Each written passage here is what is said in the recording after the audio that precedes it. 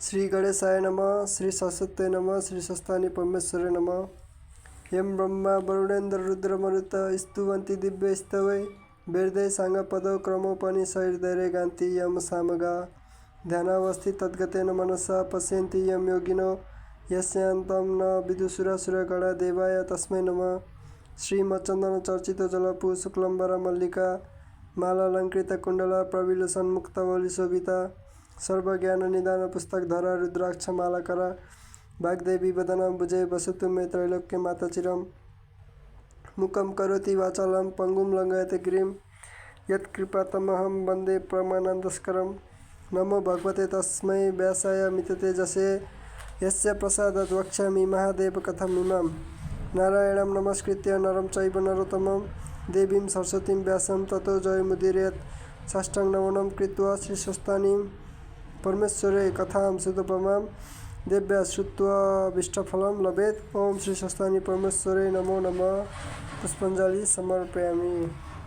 शस्तानी माता की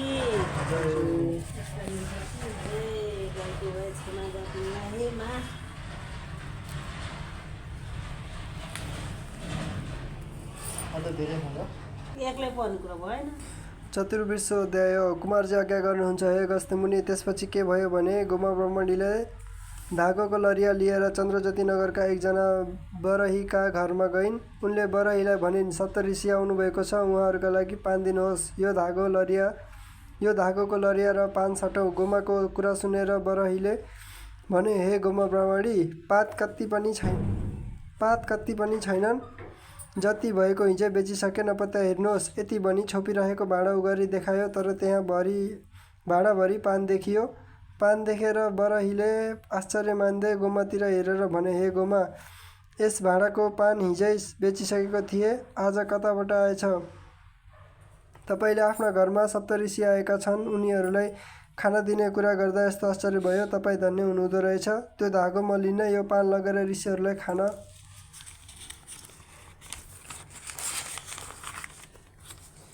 खाना दिनुहोस् भन्दै पान, ल्वाङ, सुपारी समेत दिए। गोमा ब्राह्मणीले त्यो पान लिएर आउँदा घरमा सप्तऋषिहरूलाई देखिनन्। त्यसपछि दुःखी हुँदै मनमा भन्न लागिन्, अरू थोक नभए पनि ऋषिहरूलाई पानले सम्मान गरौँला भनेको त म पापिनीका हातको पान खानु पर्ला भनी हिँडिजानु भएछ। म धिक्कार रहेछु। यति भनी गोमा ब्राह्मणी विस्मात गर्न लागिन्। धेरै बेरपछि हातमा कुचोली पीडा उठाइ बढाउन लाग्दा ऋषिहरूले छोडी गएका 7वटा सुनका कौडी देखिन्। गोमाले आश्चर्य मान्दै सप्तऋषिहरूको कृपा सम्झेर ती कौडीहरू बेची ऋषिहरूले बताए चाहिँ श्री शस्तानि परमेश्वरीको व्रत गर्न थालिन्। जब पौष शुक्ल पूर्णिमाको दिन भयो, त्यस बेलादेखि पवित्र जलाशयमा गएर स्नान गरी पानीभित्रको चोखो बालुवा ल्याएर शिवलिङ्ग बनाइन् र नित्य मदन कालमा श्री शस्तानी र श्री महादेवको भक्तिपूर्वक पूजा गर्न लागिन्। आफूसँग भएका सामग्रीहरूको नैवेद्यादि बनाई उनले पूजा गर्न लागिन्। रात पर्ने बित्तिकै कोही नहुनाले आफ्नो ओछ्यान, चर्खा, उइटा, धनु सामुन्ने राखेर श्री शस्तानी परमेश्वरीको कथा आफू पनि सुन्दै ती सामानहरूलाई पनि सुनाउन लागिन्। चन्द्रज्योति नगरका गोठाला केटाकेटीहरूले त्यो कथा भनेको सुनि खरको भित्तो च्याही हेर्दा गोमालाई एक्लै कराइरहेको देखेर भने, हे गोमा ब्राह्मणी, तिमीलाई के भयो? एक्लै किन त्यसरी कराउँछौ? गोठालेहरूको प्रश्न सुनेर गोमाले भनिन्, हे बालक हो, सप्तऋषिहरूले भनेअनुसार श्री शस्तानी परमेश्वरीको व्रत गरेर उनै परमेश्वरीको कथा भनेकी हुँ। सुन्ने मानिस कोही नहुँदा ओछ्यान, चर्खा, उइटा, धनु आदिलाई सुनाउँछु। यति गोमाले भनेको सुनि ती केटाकेटीहरूले आफूहरूले दिउँसो खाना भनी लगेको अन्न त्यहीँ छोडिदिए। त्यस दिनदेखि सधैँ तिनीहरू पनि गएर गोमा ब्राह्मणीले भनेको कथा सुन्थे र जे सकेको खानेकुरा पनि लगिदिन थाले। त्यो दिनदेखि श्री शस्तानी परमेश्वरीको व्रतका प्रभावले ती गोठालाहरूले गाईका लागि घाँस खोज्न टाढा जानु परेन। गोमालाई पनि अन्न, वस्त्र, द्रव्य वृद्धि हुँदै गयो। व्रत गर्दा गर्दै महिना दिन भयो र माघ शुक्ल पूर्णिमाको दिन सम्पूर्ण सामग्री तयार गरी एकचित्त भई श्री शस्तानी परमेश्वरीको पूजा गरी ध्यान गर्दै हातमा अर्घ्य पात्र लिएर गोमाले प्रार्थना गर्न लागिन्, हे श्री शस्तानी परमेश्वरी, मेरो पूजादेखि सन्तुष्ट भई मलाई दुःखका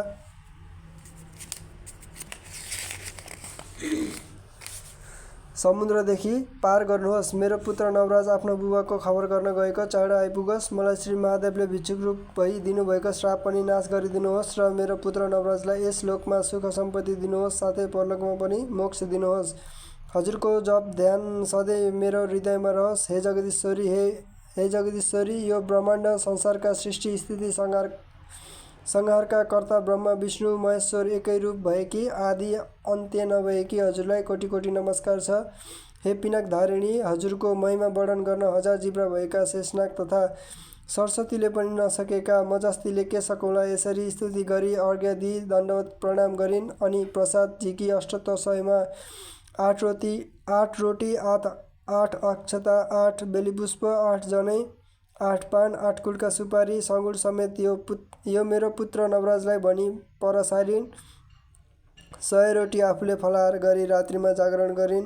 त्यसै दिन धेरै रात गएपछि श्री स्वस्थानी परमेश्वरीका व्रतका प्रभावले नवराज आइपुगेर बाहिर बसी बोलाए, हे माता ढोका खोल्नुहोस्, म आइपुगेँ। गोमाले आफ्नो पुत्र नवराजको बोली सुनेर चाँडै उठी बाहिर आइन् र भित्र बोलाएर लगी ठुलो प्रीतिपूर्वक भन्न लागिन्, हे पुत्र, कुशलै छस्? तेरा बुबाको खबर के छ? आमाले सोधेपछि नवराजले सबै वृत्तान्त वर्णन गरे। नवराजले भनेको सुनि गोमाले धेरै अधैर्य भई हात निधारमा बजारी भन्न लागिन्, निर्विवेकी विधाताले 70 वर्षका बुढासित 7 वर्षको उमेरमा मेरो विवाह गराएर यस्तो यौनावस्थामा विछोड गराइदिए। हे स्वामी, भिक्षा माग्न भनी जानुभएको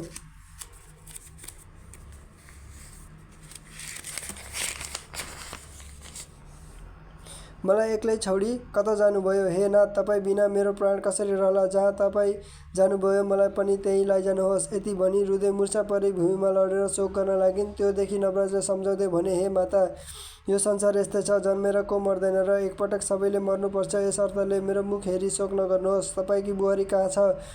यतिका दिनसम्म तपाईँले के खाइरहनु भयो? फेरि यस बेलासम्म नसुती के गरिरहनु भएको छ? आज्ञा होस्। आफ्नो पुत्र नवराजले भनेको सुनि गोमाले धैर्य गरी भन्न लागिन्, हे पुत्र, थाकेर आइस, भोक लाग्यो होला, यहाँ श्री स्वस्थानी परमेश्वरीको प्रसाद छ, खा। माताको वचन सुनेर नवराजले प्रसाद खाइसकेपछि फेरि गोमाले भनिन्, तेरी स्त्री तपाईँका छोरा आएपछि मलाई डाक्न पठाउनु भनी माइत गई। तँलाई सम्झेर म मात्रै एक्लै दुःख काटिरहेकी थिएँ। एक दिन सप्तऋषिहरू आई मेरो दुःख देखेर ठुलो दया गर्दै श्री स्वस्थानी परमेश्वरीको व्रत गरे। तिम्रो दुःख नाश होला, इच्छा सिद्ध होला भनी उपदेश गरेको हुनाले तिनै ऋषिहरूको उपदेश अनुसार मेरो पुत्र चाँडो आइपुगोस्, दुःख नाश होस् भनी श्री स्वस्थानी परमेश्वरीको व्रत पूजा गरेकी थिए र समापन गरेर रातभर जागरण गर्न अहिलेसम्म सुतेकी छैन। परमेश्वरीको महिमा तँलाई पनि सुनाउँछु, एकचित्त भई सुन। यस लोकमा सुख सम्पत्ति पाए परलोकमा मोक्ष लाभ होला भनी गोमा ब्रह्मणीले पुत्र नवराजलाई सम्पूर्ण कथा सुनाइन्। त्यसपछि उज्यालो पनि भयो र नवराजले भने, हे माता, तपाईँ धन्य हुनुहुन्छ। यस्तै श्री स्वस्थानी परमेश्वरीको व्रत गर्नुभयो, मलाई पनि साह्रै खुसी लाग्यो। अब म गङ्गामा गई स्नान गरी आउँछु। यति भनी बिदा भएर नवराज स्नान गर्न भनी गङ्गाको तीरमा गए। नवराजले स्नान गरी सन्ध्या तर्पण गरिसकेर हरिहरको पूजा पनि गरे। नवराज र गोमाको त्यो भक्तिले गर्दा गङ्गाबाट हरिहर प्रकट भएर आज्ञा भयो, हे नवराज, तिम्री माता गोमाले गरेको श्री स्वस्थानी परमेश्वरीको व्रतको प्रभावले हामी प्रसन्न भयो। अब हामी तिमीलाई वरदान दिन्छौँ। यस गङ्गादेखि दक्षिण दिशामा लावण्य देश छ, त्यहाँ राजा छैनन्। हात्तीलाई सुवर्णको कलश र फुलको माला दिएर त्यहाँका प्रजाहरूले राजा खोज्न पठाएका छन्। तिमी त्यहाँ जाऊ। हामी त्यस हात्तीको मनमा प्रवेश गरी राज्याभिषेक तिमीलाई दिउला, तिमी राजा हुनेछौ। यति हरिहरले वरदान दिएको सुनि हात जोडी नवराज स्तुति गर्न लागे।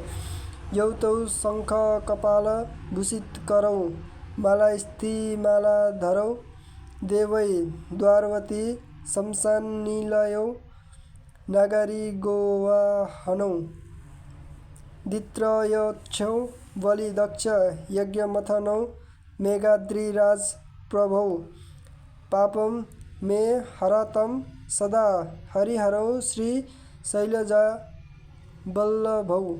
हे हरिहर, हातमा शङ्ख र दैत्यका खप्पर लिनुभएका, वनमाला अस्थिमाला लगाउनुभएका, दिव्य रूप द्वारका र शमशानमा बस्नुभएका, गरुड र वृषभ वाहनयुक्त 2 र 3 आँखा हुनुभएका, बलिराजा र दक्ष प्रजापतिको यज्ञ मन्थन गर्ने मेघ र हिमालय पर्वतको जस्तो वर्ण हुनुभएका लक्ष्मी र पार्वतीका स्वामी हजुरहरूले मेरो पाप सदा हरण गरिदिनुहोस्।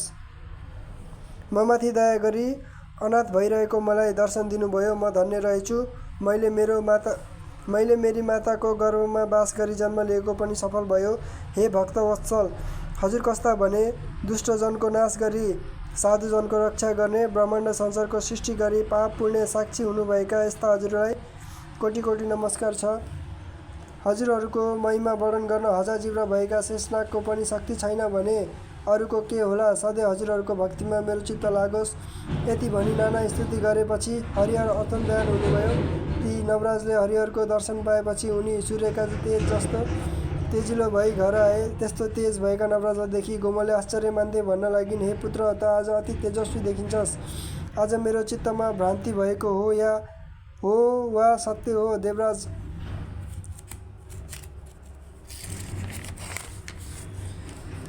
इन्द्रभन्दा पनि सुन्दर देख्छु। आफ्नी माताले भनेको सुनि नवराजले आफू स्नान गर्न जाँदा गङ्गाबाट हरिहर प्रकट भएको कुरा र लावण्य देशको राजा होलास् भनी वरदान दिनुभएको वृत्तान्त सुनाए। त्यसपछि फेरि भने, हे माता, तपाईँका तपका प्रभावले म यस्तो भए। आफ्नो पुत्र नवराजका कुरा सुनि गोमा अत्यन्त खुसी हुँदै भन्न लागिन्, हे पुत्र, त हरिहरको वरदानले लावण्य देशको राजा भएस्। यति भनी कपालमा हात राखी आशिष समेत दिन्। नवराजले श्री स्वस्थानी परमेश्वरीलाई मनले सम्झी आफ्नी माताका चरणमा प्रणाम गरी लावण्य देशतिर गए। इति श्री स्कन्द महापुराणे महेश्वर खण्ड अन्तर्गत केदारखण्डे माघ महात्म्ये कुमारागस्त्य संवादे श्री स्वस्थानी परमेश्वरी व्रतकथायां गोमा श्री स्वस्थानी व्रत कृतो नाम चतुर्विंशो अध्याय। श्री उमा महेश्वराम्य नमः। स्वस्थानी माता की जय। स्वस्थानी माँ की जय।